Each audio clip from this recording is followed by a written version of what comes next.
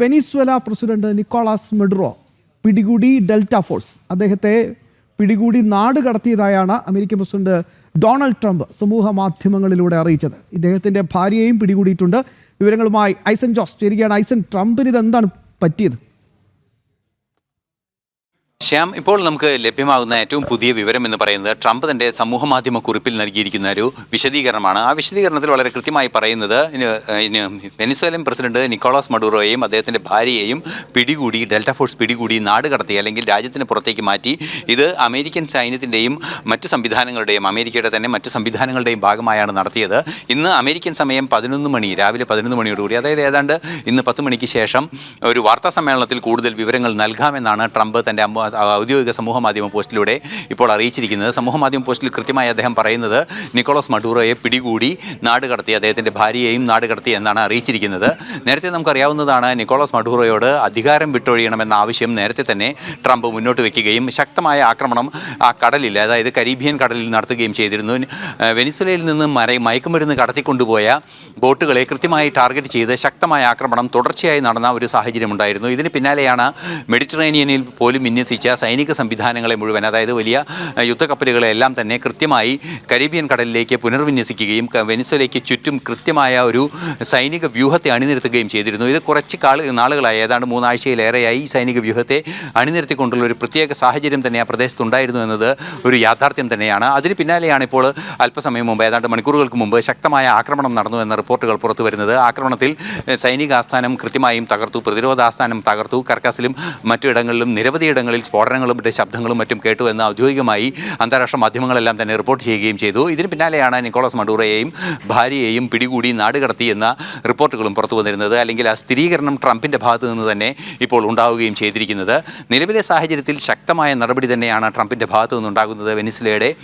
Venezuela ഈ മയക്കുമരുന്ന് കടത്തുന്നു എന്ന വലിയൊരു ആരോപണമാണ് ട്രംപ് മുന്നോട്ട് വെച്ചത്. അമേരിക്കയിലേക്ക് വൻതോതിൽ ഇത്തരത്തിലുള്ള മയക്കുമരുന്ന് കടത്തുന്നതിന് നേതൃത്വം നൽകുന്നു എന്നൊരു സാഹചര്യം നിലനിന്നിരുന്നു. മാത്രമല്ല, സമ്മർദ്ദത്തിലാക്കുന്നതിൻ്റെ ഭാഗമായി വെനിസ്വേലയുടെ എണ്ണ കയറ്റുമതി തടയുന്നതിന് വെനിസ്വേലയിൽ നിന്നും പുറപ്പെടുന്ന ഷാഡോ കപ്പലുകളെല്ലാം തന്നെ പിടികൂടുന്ന ഒരു നീക്കവും ട്രംപിന്റെ ഭാഗത്തു നിന്നുണ്ടായിരുന്നു. ശക്തമായൊരു നീക്കം തന്നെയാണ് അത്തരത്തിൽ നടക്കുകയും ചെയ്തത്. വിശാലമായ എണ്ണപ്പാടം കണ്ടിട്ടാണ് ട്രംപിന്റെ ഈ വല്ലാത്തൊരു നിലപാടുകളെന്ന് നേരത്തെ തന്നെ വെനിസ്വേലൻ പ്രസിഡന്റ് നിക്കോളാസ് മഡുറോ വ്യക്തമാക്കിയാണ്. പല ഘട്ടത്തിൽ ഈ കാര്യങ്ങൾ മുന്നോട്ട് വെച്ചതാണ്. ഒരു ഘട്ടത്തിൽ ചർച്ചയ്ക്ക് തയ്യാറാണെന്ന് വരെ പറഞ്ഞതാണ്.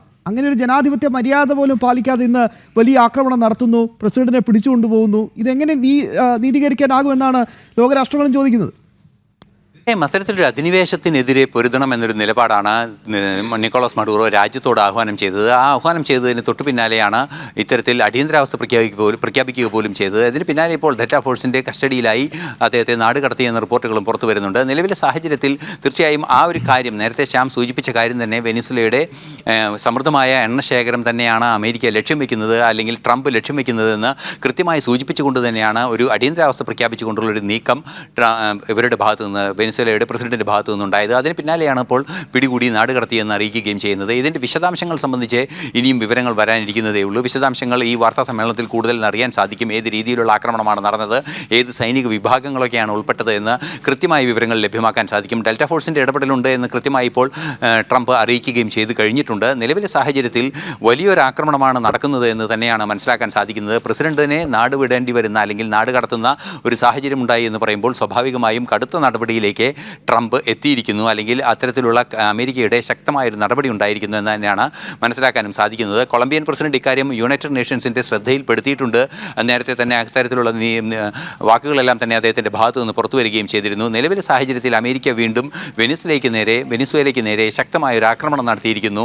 ആ ആക്രമണത്തിന് പിന്നാലെ വെനിസ്വേലൻ പ്രസിഡന്റിനെ നിക്കോളാസ് മഡുറോയെ നാട് കടത്തുകൂടി ചെയ്തിരിക്കുന്നു. ഇനി എവിടെയാണോ, രാഷ്ട്രീയ അഭയത്തിനാണോ അല്ലെങ്കിൽ മറ്റേതെങ്കിലും രാജ്യത്തിലേക്ക് അദ്ദേഹം രക്ഷപ്പെട്ടു പോവുകയാണോ എന്താണെന്നുള്ളത് അല്പസമയത്തിനകം തന്നെ നമുക്ക് കൂടുതൽ വിവരങ്ങൾ ലഭ്യമാക്കാനാകുമെന്നാണ് പ്രതീക്ഷിക്കുകയും ചെയ്യുന്നത്.